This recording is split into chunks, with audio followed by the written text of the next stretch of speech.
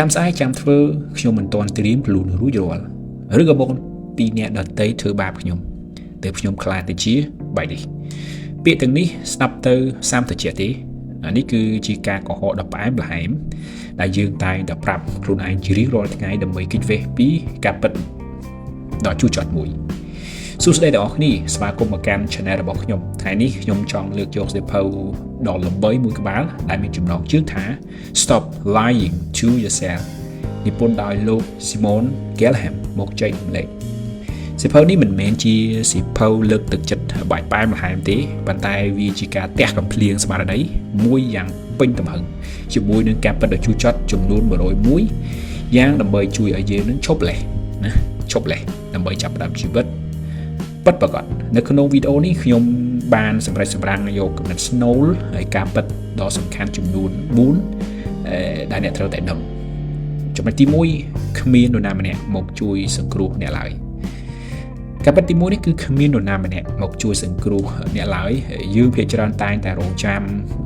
ឱកាសល្អណារងចាំមនុស្សធំនោះមកជួយជួងជ្រែងយើងឬក៏រងចាំព្រឹត្តិការណ៍អពុទ្ធហេតុណាមួយមកផ្លាស់ប្ដូរជីវិតរបស់យើងប៉ុន្តែការពិតគឺបើអ្នកមិនព្រមក្រោបឈរណាហើយដើរចេញទៅខ្លួនឯងទីនោះអ្នកនឹងត្រូវជាប់គាំងនៅកន្លែងដដែលពេញមួយជីវិតទំនួលខុសត្រូវលើជីវិតសុភមង្គលនិងភាពជោគជ័យរបស់អ្នកគឺស្ថិតទៅលើដៃរបស់អ្នក 100% គ្មានលេសគ្មានការទម្លាក់កំហុសទៅលើអ្នកទេឡើយចំណុចទី2ភាពរវល់មិនមែនមានន័យថាមានប្រសិទ្ធភាពនោះទេណាស្ដាប់បន្តណាចំណុចទី2នេះគឺល្អមែនទែនការពិតទី2នេះគឺកុំច្រឡំរវាងភាពរវល់និងការមានប្រសិទ្ធភាពមនុស្សជាច្រើនចូលចិត្តធ្វើខ្លួនឯងឲ្យរវល់ពេញមួយថ្ងៃមកcheck មើល email រៀបចំតុធ្វើការមើលទូរស័ព្ទរត់ចុះរត់ឡើងរួចហើយក៏ប្រាប់ខ្លួនឯងថាថ្ងៃនេះហត់ណាស់ធ្វើការបានច្រើនណាស់ប៉ុន្តែសួរខ្លួនឯងឲ្យចំតែមើលតើការងារទាំងអស់នោះឲ្យជួយឲ្យអ្នកនឹងខិតចិត្តគោលដៅរបស់អ្នកដែរទេការធ្វើឲ្យខ្លួនឯងរវល់ឬក៏ជួនកាលគ្រាន់តែជាខែលកាពីណាកុំឲ្យយើងធ្វើការងារដែលពិបាកឬក៏សំខាន់ពិតប្រាកដតែប៉ុណ្ណោះចំណុចទី3គឺ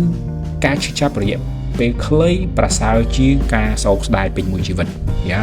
ចំណុចទី3នេះគឺអេមការពិតទី3បើថាការឈឺចាប់នៃការវឹកហាត់ណាគឺស្រាលជាងការឈឺចាប់នៃការស្ដាយក្រោយនៅពេលដែលយើងចង់បានអ្វីមួយហើយយើងត្រូវតែជ្រើសរើសយកការឈឺចាប់ពីរប្រភេទទី1ការឈឺចាប់នៃវិន័យគេហៅ discipline ណាហើយវាឈឺចាប់បានតែបច្ចុប្បន្នទេដូចដែលយើងក្រោបពីគេងណាលឿនទៅហាត់ប្រាណការខិតខំប្រឹងប្រែងរៀនសូត្រណាហើយទី2ការជឿចាប់នៃការស្ដាយក្រោយណាអញ្ចឹងវាកើតឡើងនៅពេលដែលយើងចាស់ទៅហើយយើងដឹងខ្លួនការខាត់ខកខានមិនបានធ្វើវាថាតើយើងចង់ជឿចាប់ឥឡូវនេះដើម្បីទទួលបានលទ្ធផលល្អឬក៏ចង់ស្រួលឥឡូវនេះហើយស្ដាយក្រោយនៅពេលក្រោយយ៉ាងទៅចំណុចទី4ការរងចាំពេលវេលាល្អឥតខ្ចោះគឺជាការបោកប្រាស់វ៉ាវចំណុចទី4នេះគឺកាន់តែកាចទៅទៀតអូខេការពិតទី4នេះវាគ្មានថ្ងៃមានពេលវេលាល្អឥតខ្ចោះនោះឡើយអូខេខ្ញុំចាំខ្ញុំមានលុយគ្រប់គ្រាន់សិនចាំខ្ញុំរៀនចប់សិនណាចាំឆ្នាំក្រោយសិនអានេះគឺជាការភូតកុហកដ៏ធំបំផុតដែលបំផ្លាញក្តីស្រមៃរបស់មនុស្សរាប់លាននាក់លក្ខខណ្ឌចូលវិញមនុស្សខ្លួនយើងមិនល្អឥតខ្ចោះ 100% នោះទេបើទោះបីជាពេលណាក៏ដោយវិធីតែមួយគត់ដើម្បីចាប់ផ្ដើមគឺចាប់ផ្ដើមទាំងមិនតាន់ត្រៀមខ្លួនរួចរាល់ប្រើប្រាស់អ្វីដែលអ្នកមាននៅថ្ងៃនេះហើយកែសម្រួលវាទៅតាមផ្លូវចឹងទៅហើយវាបញ្ចប់ដែលហៅថាសកម្មភាពសៀវភៅ Stop Lying to Yourself នេះចង់រំលឹកយើងថាការកុហកខ្លួនឯងគឺជាជំហានដំបូងបង្អស់នៅក្នុងការកសាងជីវិតដែលយើងចង់បានវាមិនមែនងាយស្រួលទេនៅក្នុងការទទួលយកការពិតទាំងនេះ